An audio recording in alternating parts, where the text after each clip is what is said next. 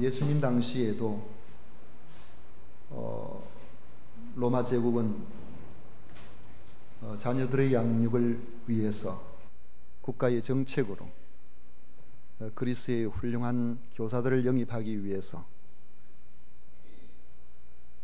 보통 로마의 시민이 되려고 한다면은 20년 넘는 국방의 의무를 감당해야만 되는 이러한 엄청난 시민권을 교사들에게는 그냥 부여를 했습니다. 그만큼 자녀 교육의 문제는 가정이든 국가든 아주 중요한 일입니다. 그렇지만 자녀 교육에 과연 정답이 있는지 그 부분은 아직도 의견이 분분합니다. 칭찬과 격려가 우선인지 따끔한 훈육이 우선인지, 만약에 둘 다 필요하다면 어느 정도의 비율이 되어야 교육적인 효과가 가장 좋게 될는지, 그리고 그 비율이 모든 아이에게 다 똑같이 적용될 수 있는 그런 황금 비율이 될 수가 있는지, 아이의 재능이나 또 기질도 천차만별이기 때문에 그 누구도 딱 부러지게 이렇다고 말할 사람은 없을 것입니다. 교육열로 치자면 우리나라가 세계 제일됨을 자타가 공인합니다. 엄청난 사교육비가 들어갑니다. 그런데 교육 효과나 행복지수는 세계 최하위권에 있음은 잘 알려진 사실입니다. 2008년 한인 명문대생 연구라는 논문에 보면 미국의 아이비리그 유학생 중 한국 학생의 중도 탈락률이 가장 높다는 결과가 보고가 되었습니다. 인도계는 입학해서 졸업하지 못하고 중도 탈락하는 이들이 21.5%, 중국계는 25%, 유대계는 12.5%인데 한국계는 44%나 된다고 합니다.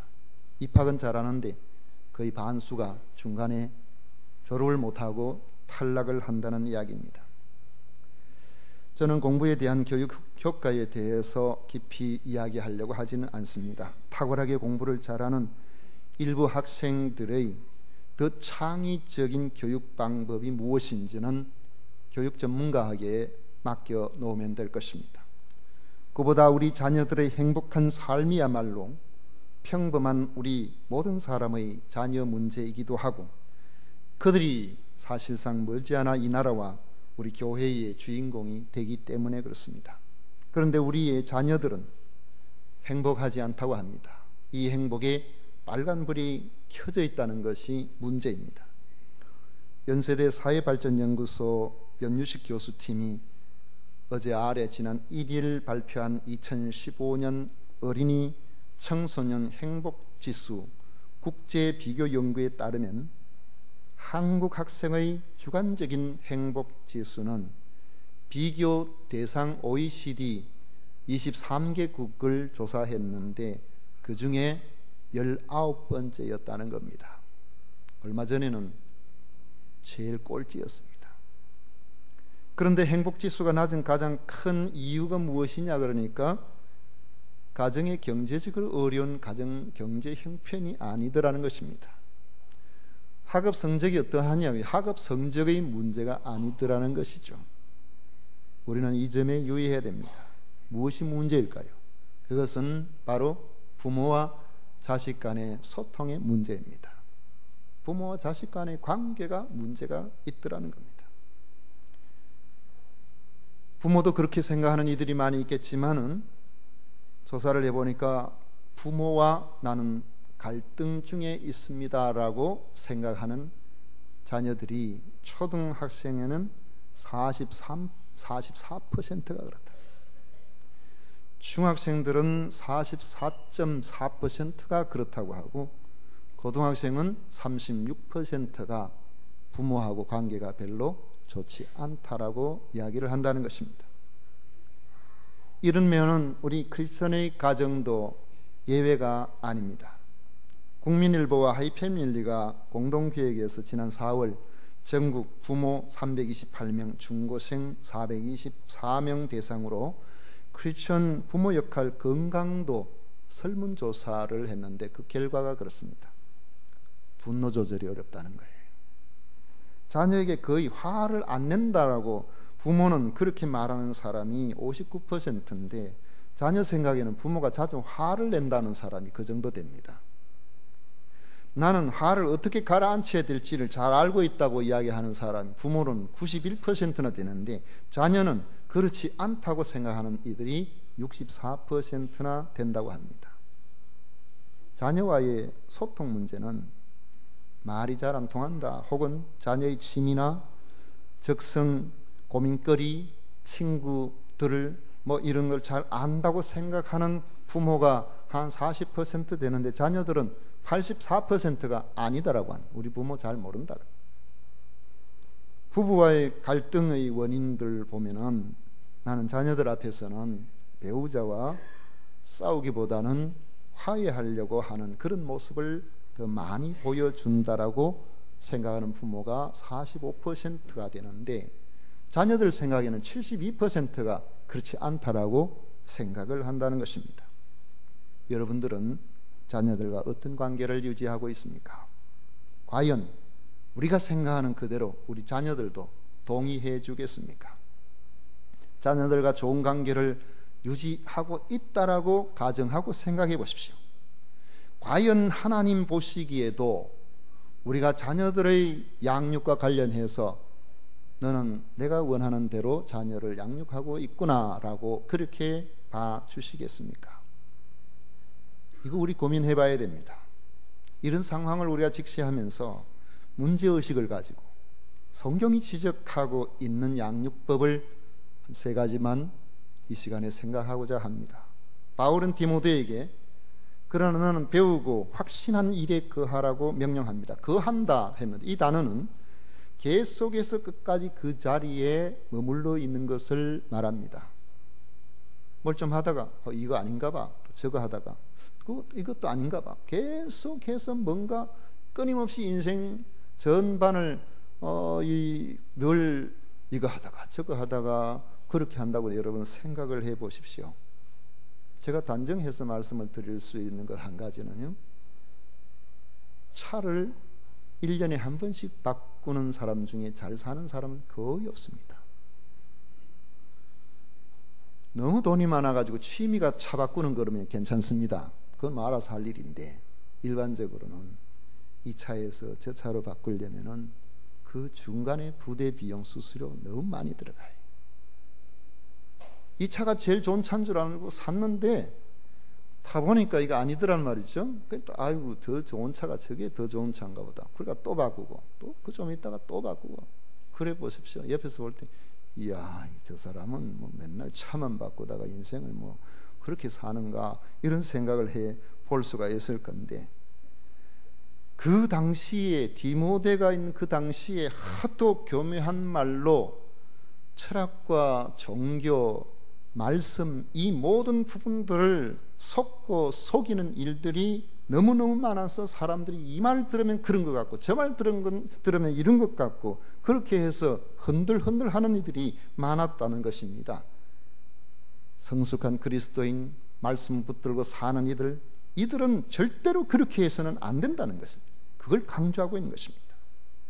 그리고 굳건한 믿음 위에 바로 서 있어야 우리는 그런 사람을 신앙적으로 성숙한 단계에 와 있다라고 말할 수가 있을 것입니다. 이런 자녀로 양육하기 위해서는 첫째로 성경 교육의 효과를 확신해야 됩니다.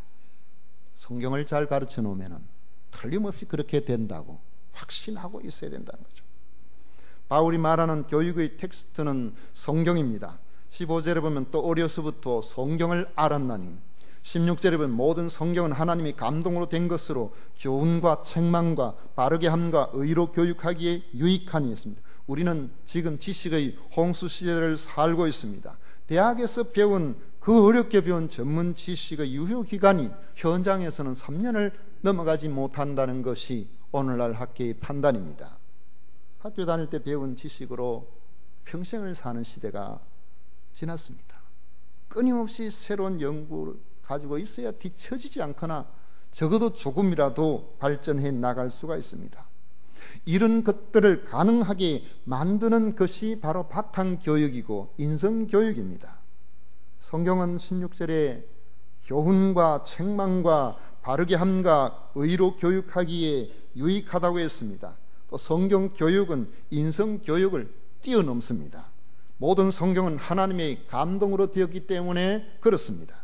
성경을 가르치면 구원을 받게 됩니다. 15절에 보면 또 어려서부터 성경을 알았나니 성경은 능히 너로 하여금 그리스도 예수 안에 있는 믿음으로 말미암아 구원에 이르는 지혜가 있게 하느니라. 성경을 가르치지 않고 어떻게 자녀가 구원을 받게 할 수가 있겠습니까? 성경 교육을 시키면 인성은 말할 것도 없고 영성을 갖춘 실력자가 됩니다. 17절에 이는 하나님의 사람으로 온전하게 하며 모든 선한 일을 행할 능력을 갖추게 하려 함이라 했습니다. 이런 사람을 우리는 진정으로 지혜로운 사람이라고 합니다. 모든 우리 앞에 생각지도 아니했던 이런 사건들, 사태들, 상황들이 발생하게 될 때에 그 모든 것들을 하나님 앞에서 파악하고 하나님이 기뻐하시는 방향으로 해결점을 제시하고 풀어나갈 수 있는 능력이 있는 그런 사람입니다. 한 번에 포괄적이고 융합적으로 사고할 수 있는 능력을 가진 그런 사람이라는 것이죠.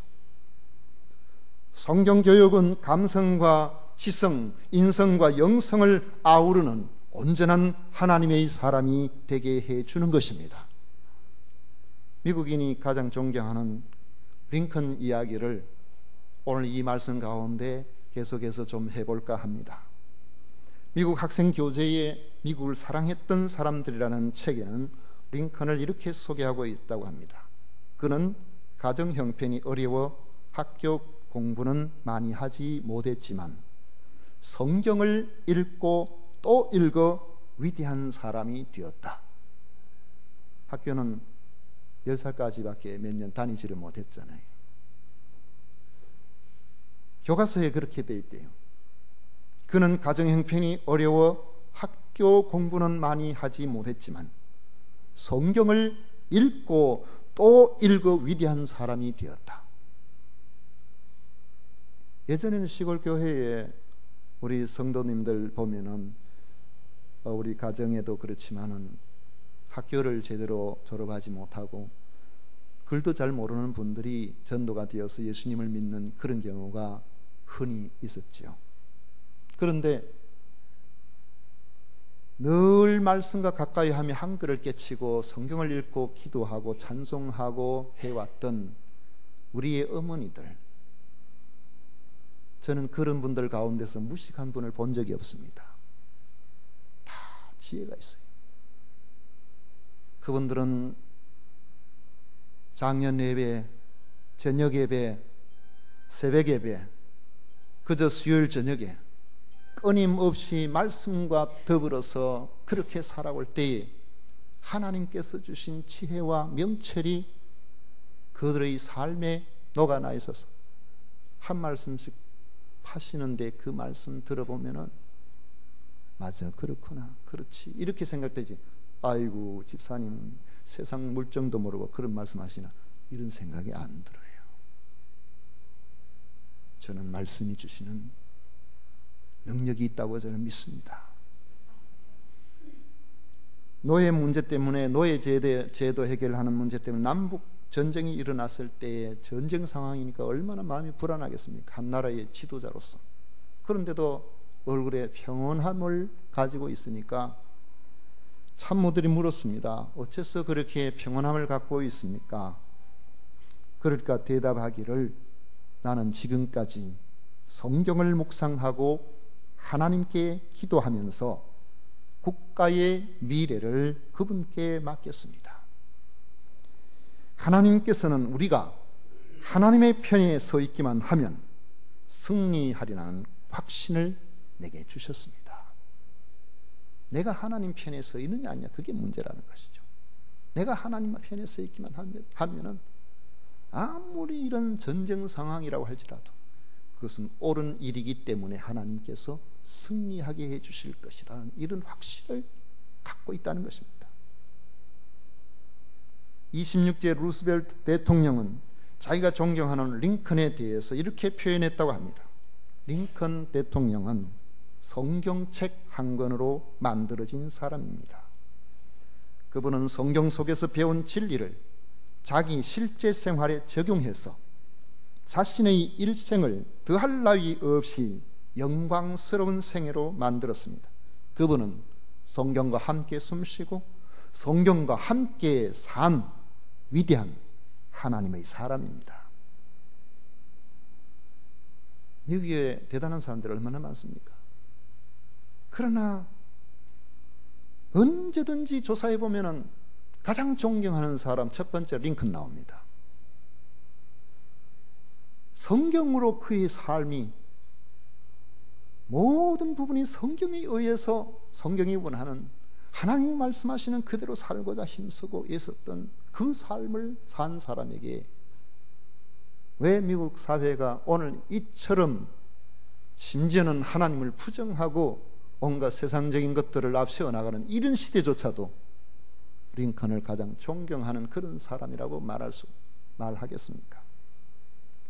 여러분, 성경은 하나님의 감동으로 된 책입니다. 이 말씀대로 살 때 하나님께서 그를 붙드시고 세우시는 줄 믿으시기를 바랍니다. 그러므로 자녀에게 성경을 읽히십시오. 성경을 가르치십시오. 성경 말씀이 그 몸에 완전히 익혀지도록 그렇게 하십시오. 하나님께서 그를 구원받게 하실 뿐만 아니라 위대하게 사용해 주실 것입니다. 두 번째로는 가급적 일찍 시작하십시오. 디모데의 한결같은 신앙적 인품은 신앙 교육과 밀접하게 연결되어 있습니다. 14절에 보면 너는 내가 누구에게서 배운 것을 알며, 15절에 보면 또 어려서부터 성경을 알았나니, 1장 5절에 보면 이는 내 속에 거짓이 없는 믿음이 있음을 생각함이라. 이 믿음은 먼저 내 외조모 로이스와 내 어머니 유니게 속에 있더니 내 속에도 있는 줄을 확신하노라. 어린 시절 어머니 유니게와 외할머니 로이스로부터 디모데가 성경을 배웠다는 것입니다. 인성교육이나 영성교육은 타인이나 다른 기관에 너무 의지하지 않는 것이 좋습니다.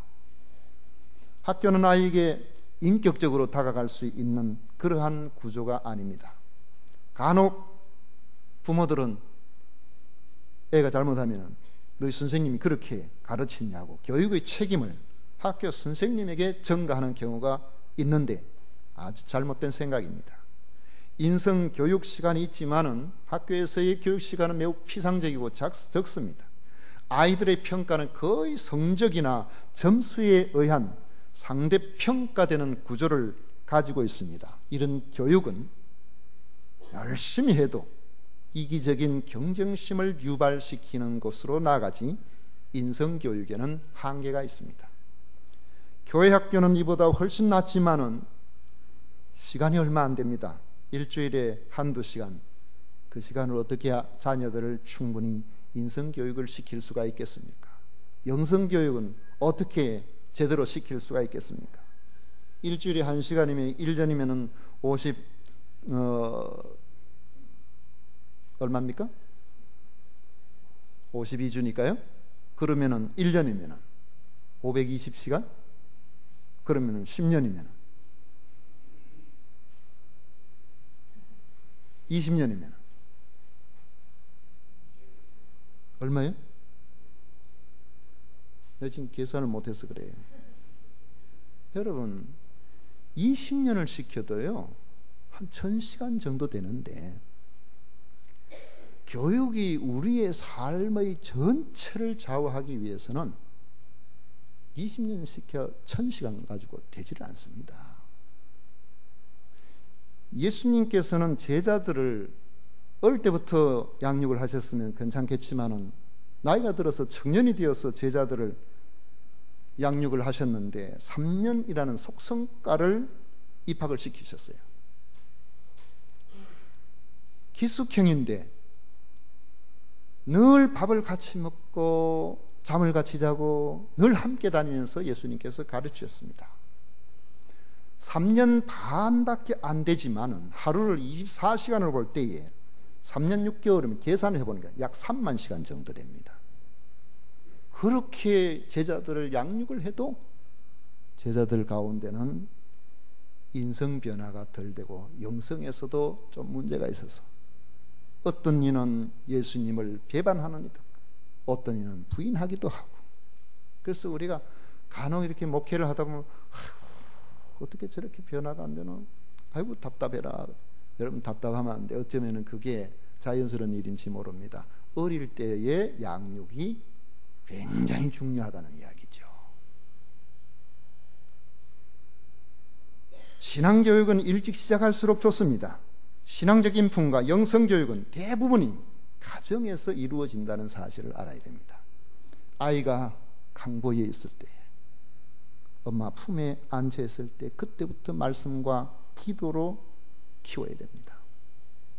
배고프다고 울면 저부터 먹이는 사람과 울 때에 아이를 안고서 하나님 귀한 거 맘마 주셔서 감사합니다. 먹고 건강하고 소화도 잘 되게 해주세요. 예수님 이름으로 기도드립니다. 아멘 하고 젖을 물리는 사람하고 그 아이의 앞으로 장래를 보면은 하늘과 땅 차이입니다.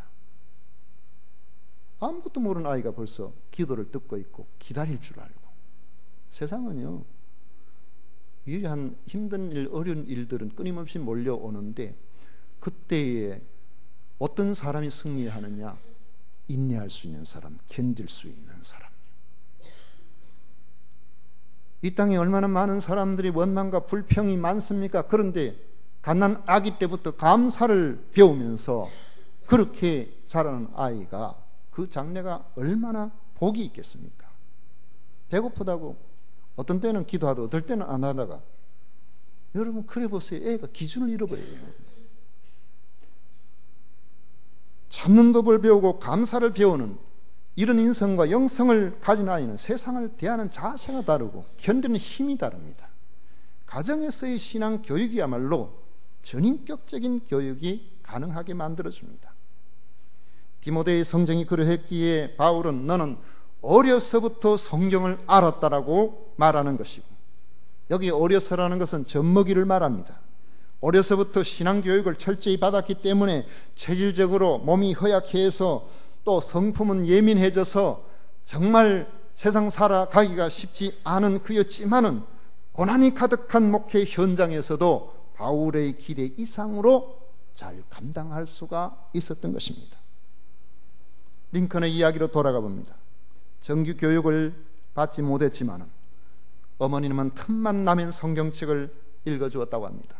링컨은 그때를 회상하면서 이렇게 말합니다. 지금도 어머니가 들려주시던 성경 이야기가 귀에 쟁쟁합니다. 어머니는 나를 성경으로 키워주셨습니다. 어린 시절 유일한 교과서가 성경이었고 유일한 교사가 엄마였고 그 교육 내용은 성경 이야기였던 것입니다. 대통령이 당선되어 취임식을 할 때 어머니가 물려준 성경책을 들고 이렇게 말했다고 합니다. 이 낡은 성경책은 바로 어머니께서 저에게 물려주신 성경책입니다. 저는 이 성경책으로 말미암아 대통령이 되어 여기 이 자리에 서게 되었습니다. 저는 성경 말씀대로 이 나라를 통치할 것을 약속드립니다. 링컨은 그 약속대로 성경 말씀대로 통치했고 미국 역사상에 가장 존경받는 사람이 되었습니다. 우리는 자녀들에게 많은 책을 읽게 해주고 싶어 합니다. 어릴 때부터 집집에 가보면 얼마나 책들이 많은지요. 앞으로 읽을 책들도 많을 건데 어릴 때부터 저렇게 머리 아프게 책을 많이 읽어서 어떻게 하나, 저는 그런 생각이 간혹 듭니다. 왜냐하면 우리는 책 없는 집에서 자랐기 때문에. 그러니까 글을 몰랐어요. 초등학교 8살 때가 들어갈 때에 기억니은도 몰라가지고 그렇게 들어갔거든. 학교에 다닐 때도 공부하라는 스트레스를 받지를 않았습니다. 산으로 들러 쫓아다니고 조금 크니까 소먹이고 꼴하고 중학교까지 그렇게 살았습니다. 집에는 고작 세월이 흐르면서 단 몇 권의 책들만이 있었습니다. 여러분, 그래도 살더라고요. 그렇게 많은 책들을 읽지 않아도 우리가 세상 살아가는데 그렇게 어렵지 않다는 그 생각을 합니다. 그래서 저는 아이들 키울 때에 시골에서 초등학교, 중학교를 다니면서 야야, 학교 가는 그것도 힘든데 학교 생활 열심히 하고 나머지는 여기서 열심히 놀고 그렇게 한번 해봐라. 공부는, 밥은 배가 고프면 많이 먹듯이 공부도 고파야 공부를 하지. 그럼 그냥 방치를 해놨어요. 그러니까 다른 사람들이 이상하다고, 왜 저렇게 아이를 저렇게 양육을 하나. 그러면서도 어느 한 번씩은 캄캄한 밤중에 금날 밤에 얘야, 우리 뒷산에 한번 올라가 보자. 아이를 차를 태워가지고 저 뒷산에 올라가지고, 그리고 산마루에서 봐, 저기 저 별이 바로 북극성이야. 그리고 이쪽에 이거 보이지? 요 5개 이렇게 된 거 있지? 카시오페아 자리야. 저기 봐, 저거 오리온 자리인데 여기에 계절 따라 뱅뱅 돈단다. 캄캄한 밤에 얼마나 무섭습니까? 근데 별 쳐다보고 있으니까 무섭지도 않아요. 여러분, 우리가 많은 것들을 가지고 있어야 아이들 많은 것들을 줄 수 있다고 생각합니다. 우리가 받고 싶을 때 받는 겁니다. 자녀들은 받고 싶지 않으면 막 퍼부어도 다 흘러버려요. 다 넘쳐버려요. 특히 성경은 어릴 때부터 가르치는 것이 좋습니다. 가르치되 완전히 익숙해지도록 가르쳐 주는 것이 좋습니다. 좀 커보면은 아무리 가르치려고 해도 안 돼요. 안 들어요. 가급적 어릴 때부터 말씀과 기도 생활, 헌금 생활을 여러분 가르쳐 보십시오. 그것이 앞으로 평생의 보화가 될 것입니다. 세 번째로, 성경적 삶으로 교육해야 됩니다. 이 공부라는 것은 한자로 보면 장인공자하고 사내부자를 쓰고 있는데, 어원들이 있어도 뭐가 정답인지 몰라요. 그런데 우리가 알 수 있는 것은 자기 하고 있는 그 일이 몸에 익숙해져 있는 것을 공부라고 한다고 보면 됩니다. 국어사전 보면은 학문이나 기술을 배우고 익힘이라고 했는데, 익힌다는 것은 몸에 익숙해지는 거예요. 이론적으로 차 운전 어떻게 하는 거 여러분 배우면 압니다. 클러치가 뭐고, 뭐가 브레이크가 뭐가 알죠. 핸들을 이렇게 돌리면은 왼쪽으로 하고 이렇게 되면 오른쪽으로 간다 아는 거죠. 그러나 몸에 익지 않으면 운전해서 안 되죠. 사고 납니다. 몸에 익어버리면 이게 옷처럼 아무 생각 없이, 여러분 전화 받으면서도 운전해가 가잖아요. 처음에는 그게 안 되죠. 공부라는 것은 이런 겁니다. 완전히 몸에 익어야 돼요. 머리로 이해하는 것만을 우리는 공부라고 하지 않습니다. 지식만 가지고 하지를 않는다는 거죠. 교육의 목표는 단순한 지식 축적이 있지 않고 몸에 익숙하게 만드는 데 있습니다. 신앙교육의 목표가 그렇습니다. 지행일치, 우리가 아는 것과 우리의 삶이 일치가 되어야 됩니다. 신행일치요.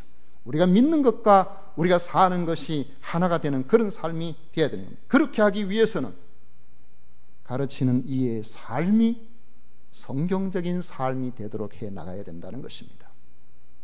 부모의 삶이 성경의 가르침대로 살려는 몸부림이 있을 때에 자녀도 영향력 있게 가르쳐지게 되고 부모의 가르침을 권위 있게 받아들이게 되어 있습니다.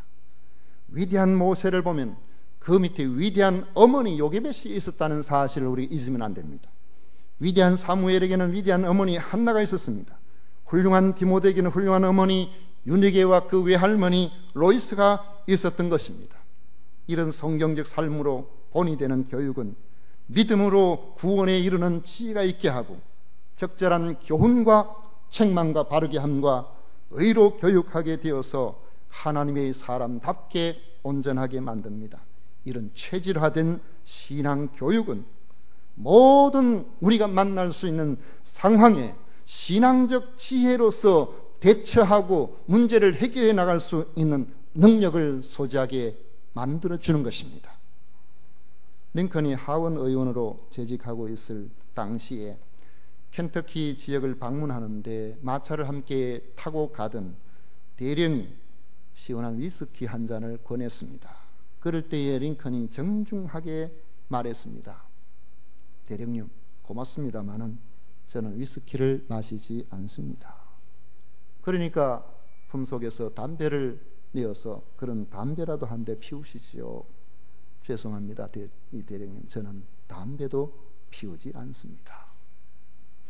제가 술을 마시지 않고 담배를 피우지 않는 이유를 말씀드려도 괜찮겠습니까?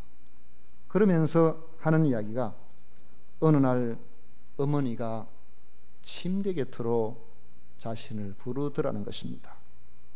에이브야, 의사 선생님이 내가 이 병이 회복되지 못할 것이라고 말씀하시는구나. 나는 내가 훌륭한 사람이 되어주기를 소원하고 기도하고 있단다. 내가 죽기 전에 나하고 약속 하나 해줄 수가 있겠니? 너는 평생 동안 술과 담배를 입에 대지 않겠다고 나하고 약속을 해주라. 어린 에이브가 어머니에게 약속을 했습니다. 그때 링컨이 10살 때였습니다. 그는 그 약속을 지금까지 지켜왔고 대통령에 당선이 되어서도 지켰습니다. 우리는 그런 말 하죠. 세상이 어떠한데 세상 사람들이 그걸 이해를 하겠느냐고. 그렇게 해서 어떻게 세상을 살며, 그렇게 해서 어떻게 직장 생활하고, 그렇게 해서 어떻게 영업을 하고, 그렇게 해서 어떻게 살아남겠느냐고.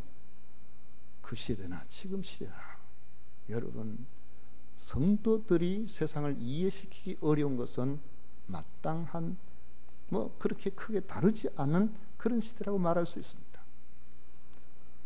링컨은 대통령에 당선이 되었을 때 참모들이 말했습니다. 이렇게 기쁜 날 모든 사람들이 술 한잔 마시고 축하해 주려고 그렇게 이야기를 하는데, 각하께서는 안 마신다고 하더라도 지지자들에게는 그래도 포도주나 위스키를 제공해야 되지 않겠느냐고. 돈이 없으면 우리가 사서라도 그렇게 하겠다고 그렇게 제안을 했을 때 링컨이 이렇게 말했습니다. 나는 내가 하고 싶지 않은 일을 여러분들에게 하라고 명령하고 싶지가 않습니다.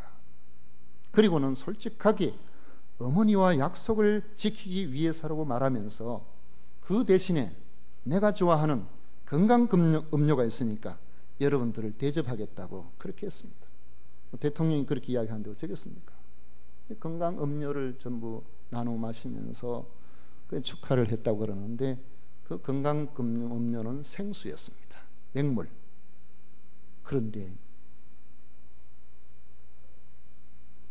그 말을 들은 이들은 세상에 잔치에 술도 없나 이렇게 말하는 것이 아니라, 불평하는 사람도 있겠지만 대부분이 이해하고 감동을 받아서 링컨을 인격적으로 존중하게 되더라는 것입니다.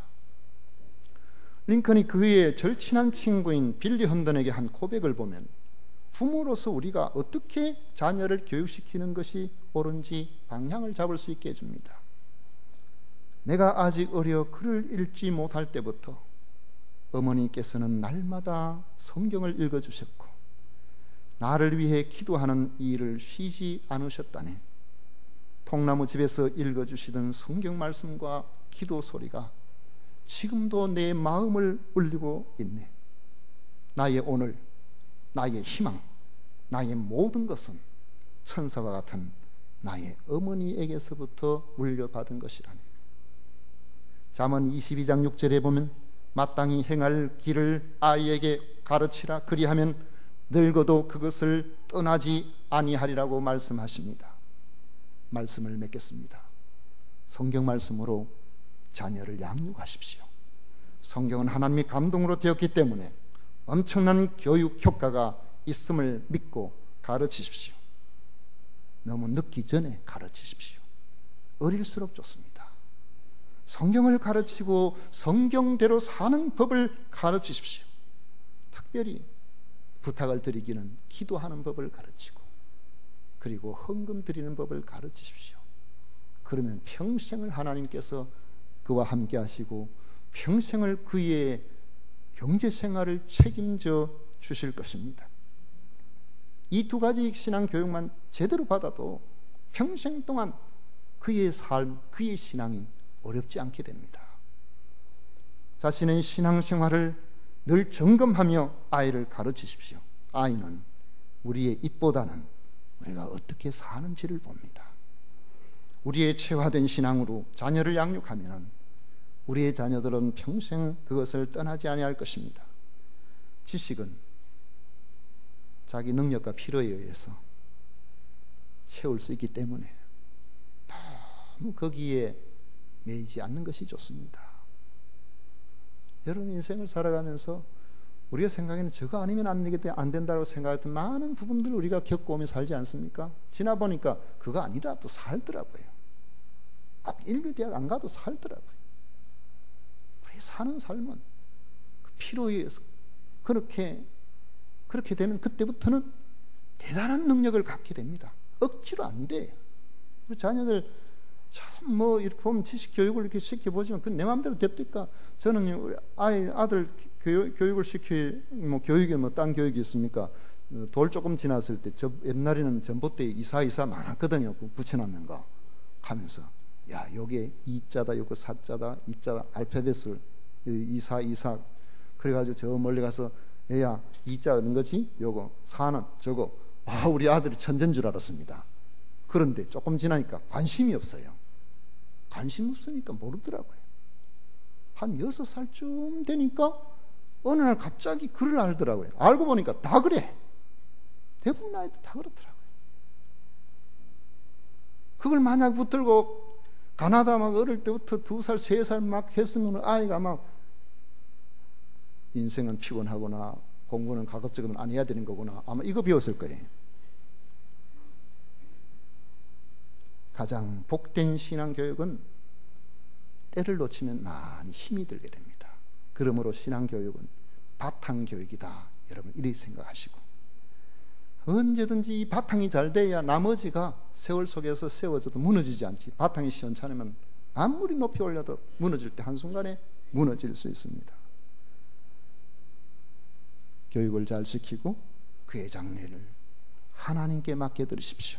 하나님께서 책임져 주실 겁니다. 기도하겠습니다. 고마우신 하나님 아버지 감사합니다. 우리의 자녀들을 잘 양육시키고 싶지만 우리에게는 지혜가 부족합니다.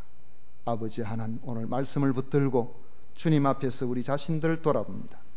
우리의 자녀들을 말씀